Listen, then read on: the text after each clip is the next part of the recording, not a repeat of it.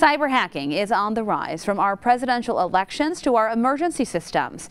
Nationwide, the 911 system is old, and now it too is vulnerable to hacking. But as our senior investigative correspondent Mark Greenblatt reports, some states are raiding the 911 fees you pay each month, and most spend very little to upgrade their systems. This is a pain that will never go away. 6-month-old Brandon Alex's mom had just left her nephew's funeral when her babysitter called. She said Brandon won't wake up. She was like, I've called 911. I'll keep calling them and they keep hanging up on me. Both she and her babysitter tried in vain to get through to 911. Once home, she found him barely breathing. Brandon died in the hospital. When I lost my son, I lost everything. What she didn't know, her 911 call was one of hundreds put on hold in Dallas that night. And just 1 month prior, Dallas police announced issues with multiple 911 hang-up calls made from phones without the user's knowledge.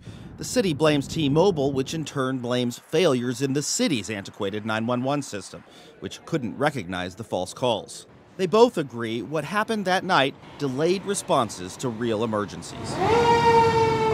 Emergency experts tell Scripps that decades-old infrastructure with limited call capacity has left much of the nation's 911 systems at risk and vulnerable to cyber attacks.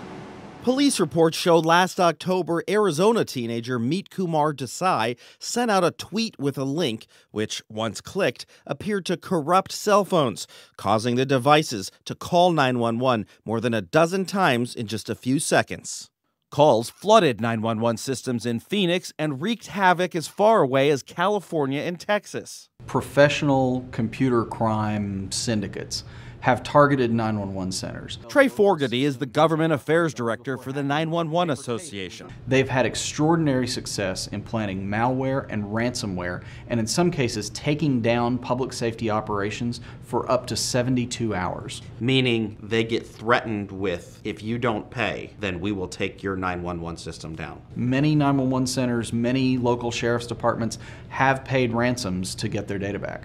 Security experts and federal officials, though, want to upgrade to Next-Gen 911, a modernized system that increases call capacity and can tell the difference between fake calls and real emergencies. And every month, you pay a fee to support 911. But there's a problem. States are downright lying to consumers. He's FCC Commissioner Mike O'Reilly.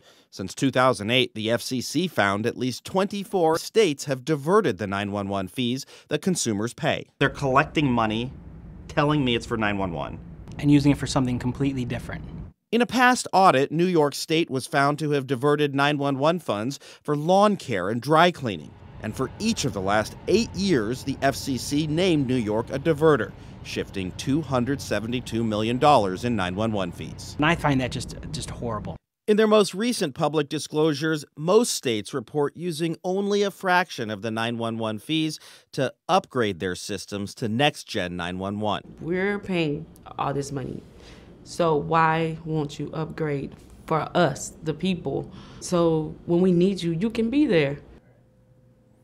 FCC Commissioner O'Reilly tells me if this were private companies diverting 911 funds or putting lives at risk, as he says state governments have done, they'd have the book thrown at them by the feds, and in the worst cases, charged criminally. Mark Greenblatt, Scripps News in Washington. To see if Michigan has diverted funds and how much has been contributed to Next-Gen 911, you can log on to our website at fox47news.com.